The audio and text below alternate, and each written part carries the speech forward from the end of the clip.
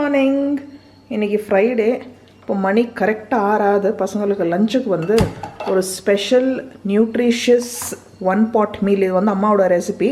மைசூர் பருப்பு, இது ரெட் இது இருக்குது இல்லைங்களா, இது ரைஸ். ஸோ பொங்கலுக்கு நம்ம வைக்கிற ரேஷியோவில் நீங்கள் இந்த பருப்பு எடுத்துக்கோங்க. ஸோ 1 கப்பு ரைஸ்னால் 3/4 கப்பு பருப்பு எடுத்தால் போதும்.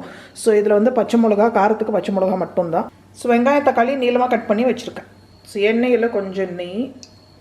இதில் இப்போது பட்டை கொஞ்சம் ஜாஸ்தியாக சேர்த்துக்கோங்க. ஒரு 4 கிராம்பு. இதில் வெங்காயம். இது எங்களோட ஃபேவரட் ரெசிபி. கொஞ்சம் இஞ்சி பூண்டு பேஸ்ட். இதுலேயே பச்சை மிளகாவும் சேர்த்துடலாம். உப்பு. இந்த பருப்பு வந்து லேசாக ஒரு அலசி சேர்த்துக்கலாம். இது சோக் பண்ணணுன்னால அவசியமே இல்லை, ஊற வைக்கணும்னு அவசியமே இல்லை, அப்படியே சேர்த்துக்கலாம்.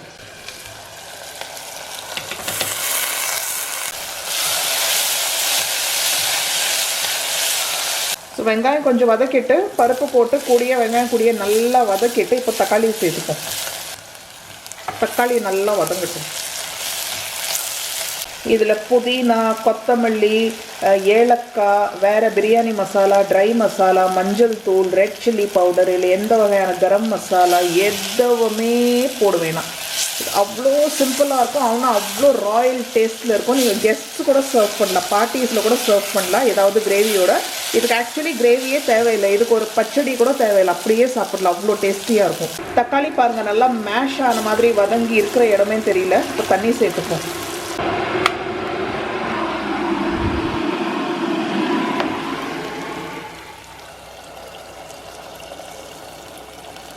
இதுக்கு நார்மல் சாப்பாட்டு அரிசி சேர்த்துக்கோங்க, நல்லாயிருக்கும். நான் வந்து கொல்லம் ரைஸ் தான் சேர்த்துக்கிறேன். இது வந்து பச்சரிசி, சோனா மசூரியில் கூட நல்லாயிருக்கும். ஸோ அரிசி வந்து நான் ஒரு 15 நிமிஷம் ஊற வச்சுருக்கேன். அதனால் ஒரே ஒரு விசில் போதும். அப்படி நீங்கள் ஊற வைக்காமல் அப்படியே போட்டு செய்கிறீங்கன்னா 2 விசில். ஸோ அரிசி ஊற வைக்காமல் செய்கிறீங்கன்னா 2 விசில் வச்சுருங்க. இது சீரக சம்பா ரைஸில் செஞ்சாலும் ரொம்ப நல்லாயிருக்கும். யார் அது காலையில் 5 மணிலேருந்து எனக்கு மணி சவுண்டு கேட்டுட்ருக்கு. யாரோ பூஜை பண்ணிகிட்ருக்காங்க. இப்போது 6:15. ஸோ நான் ஒரு விசில் தான் வைக்க போகிறேன், ஏன்னா அரிசி ஊறி இருக்குது. 6:20. வீடே கமகமன்னு அருமையாக ஸ்மெல் வந்துட்டுருக்கு. அரை மணி நேரத்தில் இந்த டிஷ்ஷு முடிச்சிடலாம். 1 pot புலாவ். மீடியமில் ஒரு விசில்.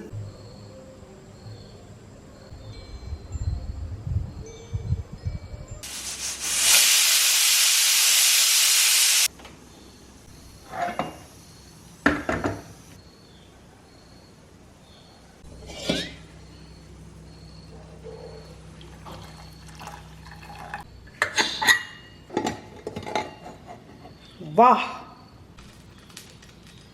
லேசாக இந்த மிளகாய், பட்டை, கிராம்பெல்லாம் எடுத்துடணும். அழகாக வெந்திருக்கு டெக்ஸ்சர். இது வந்து ஒரே ஒரு வாட்டி இந்த ரெசிபி நீங்கள் ட்ரை பண்ணதில்லைன்னா ஒரே ஒரு வாட்டி ட்ரை பண்ணுங்கள். ஃபேன் ஆகிடுவீங்க இந்த ரெசிபிக்கு. பாருங்கள், லைட் ஆரஞ்சிஷ் கலரில் இருக்கும் இந்த ரெசிபி. இந்த டிஷ்ஷு ஒரு வாட்டி ட்ரை பண்ணுங்கள், ஒர்த் ட்ரைங். ஸோ இன்றைக்கி பிரேக்ஃபாஸ்ட் வந்து bread, butter and scrambled egg. விஹானுக்கு ஸ்க்ராம்பிள்ட் எக் வேணாமா. அத்தர் வந்து ஸ்கூல் போய் தான் சாப்பிட போகிறான். விஹான் வந்து வீட்டில் தோசை சாப்பிட்டான். ஸோ அவனுக்கு டோஸ்ட் ஸ்கூலுக்கு பேக் பண்ணிகிட்ருக்கேன், ஸ்நாக்ஸ்க்கு.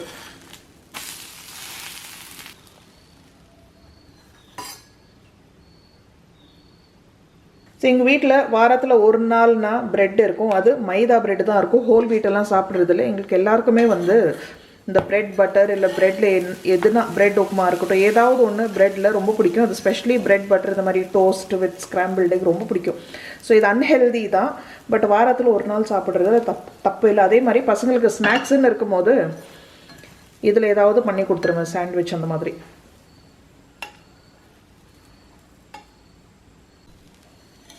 ஸோ வாரத்தில் ஒரு நாள் சாப்பிடலாம், தப்பு இல்லை. அதருக்கு வந்து கொஞ்சம் பீனட் பட்டர் போட்டு சாண்ட்விச் பண்ணி கொடுத்துருவான். அவனுக்கு எக்கு வேணாமா. ஸோ இது வந்து பீனட் பட்டர் ஆக்சுவலி வீட்லேயே செய்யலாம், பட் நான் எப்போவுமே செஞ்சதில்லை, செய்யணும் ஒரு வாட்டி. இது வந்து டேட் போட்டு ஸ்வீட்டன் பண்ணி ஒரு peanut butter, full organic. Okay, இதில் எந்த ஆர்டிஃபிஷியல் ஸ்வீட்னர் எதுவுமே இல்லை. ஸோ 100% நேச்சுரல், ப்ரிசர்வேட்டிவ்ஸ் எல்லாம் இல்லாமல். ஸோ அது க்ரன்ச்சி பீனட்ஸ். இதில் க்ரீமி கூட இருக்கும் போல். ஸோ பிராண்ட் ப்ரமோஷன் எல்லாம் கிடையாது, ஏதோ அமேசானில் பார்த்து வாங்கினேன்.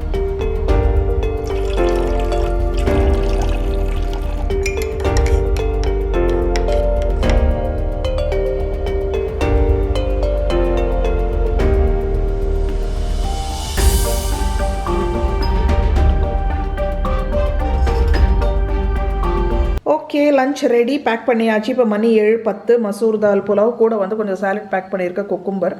அப்புறம் வந்து இது அத்தர்வோட பிரேக்ஃபாஸ்ட் பாக்ஸ், இது விஹானுக்கு ஸ்நாக்ஸு. அவ்வளோதான்.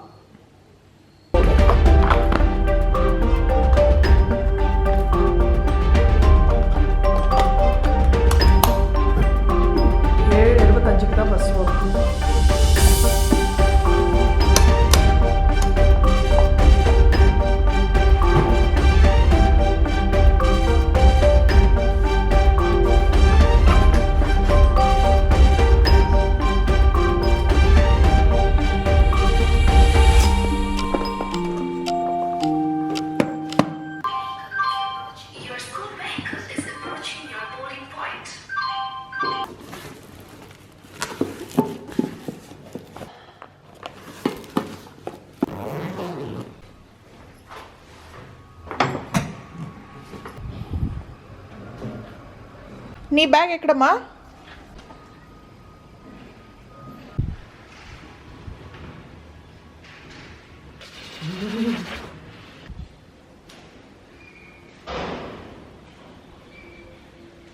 குட் மார்னிங், வணக்கம், வெல்கம் பேக். இன்றைக்கி வெள்ளிக்கிழமை.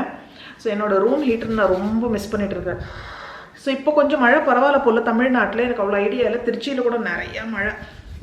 இங்கே வந்து ரொம்ப லேசாக தூரிட்டு இருக்குது. லைக் மழை மாதிரி மழை பெய்யல, ரொம்ப லேசாக தான் தூரிட்டு இருக்கு.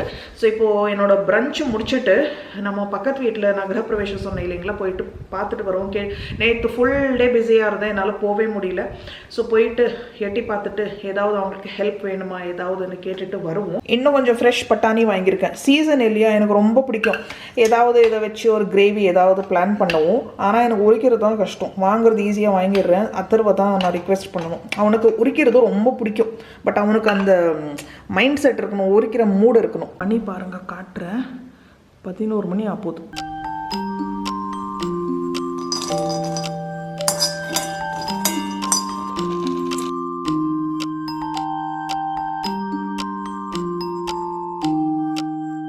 வறுத்த வேர்க்கடலை, கொஞ்சம் பொட்டுக்கடலையும் சேர்த்துக்கிட்டேன். அதுக்கப்புறம் வந்து பச்சை மிளகா, கொஞ்சம் தேங்காய், அப்புறம் இஞ்சி சின்ன பீஸு, அப்புறம் வந்து கொஞ்சம் புளி, அப்புறம் டேஸ்ட்டுக்கு உப்பு.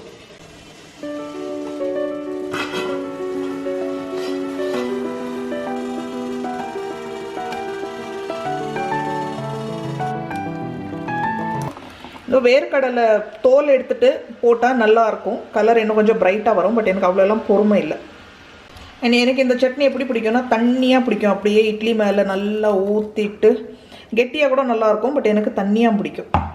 நார்மல் சட்னி தாளிப்பு தான். சட்னி தாளிக்கும் போது முக்கியமாக சீரகம் போட்டு தாளிங்க, நல்ல ஃப்ளேவர் கொடுக்கும்.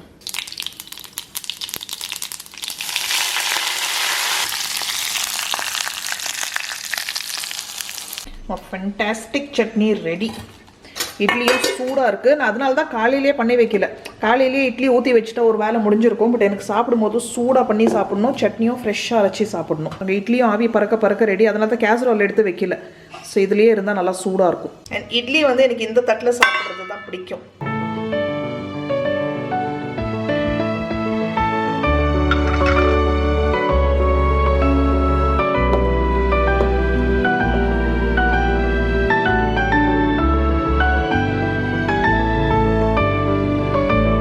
ஸோ வாங்க இட்லி என்ஜாய் பண்ணுவோம். நல்லா சுட சுட இருக்குது, பூ மாதிரி சட்னியோட நம்ம இட்லி பிரஞ்ச்.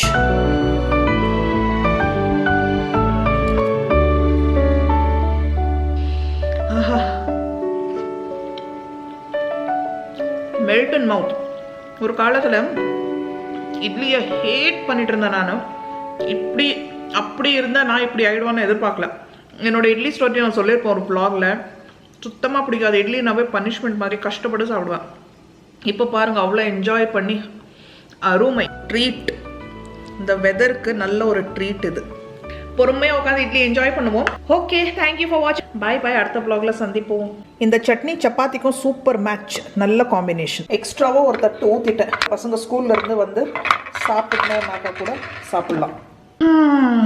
இந்த நாக்குக்கு இவ்வளோ ருசி கேட்குது. தட்டு இப்படி தான் இருக்கணுமா, சட்னி இந்த பதத்தில் தான் இருக்கணுமா, வெதர் இப்படி இருக்கணுமா, இட்லி சூடாக இருக்கணுமா, அது மேலே ஊற்றி பிசைஞ்சு சாப்பிடணுமா. இதுதான் அப்சல்யூட் மாயா.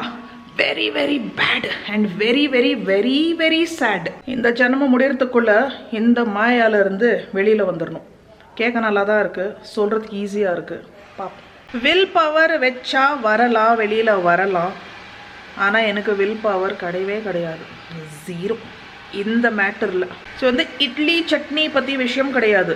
ஓவரால் இந்த ப்ராசஸ், இந்த ஃபுட் சைக்கிள், இந்த டேஸ்ட் பட்ஸ் ஒரு 5 நிமிஷம் கூட இல்லை, அந்த 5 செகண்ட் ப்ளெஷருக்கு நம்ம எவ்வளோ அதில் நம்மளோட தாட்ஸு அது இது எவ்வளோ அதில் எங்கேஜ் ஆகிடுறோம் பாருங்களேன். இதெல்லாம் நாட் நெசசரின்னு தோணுது.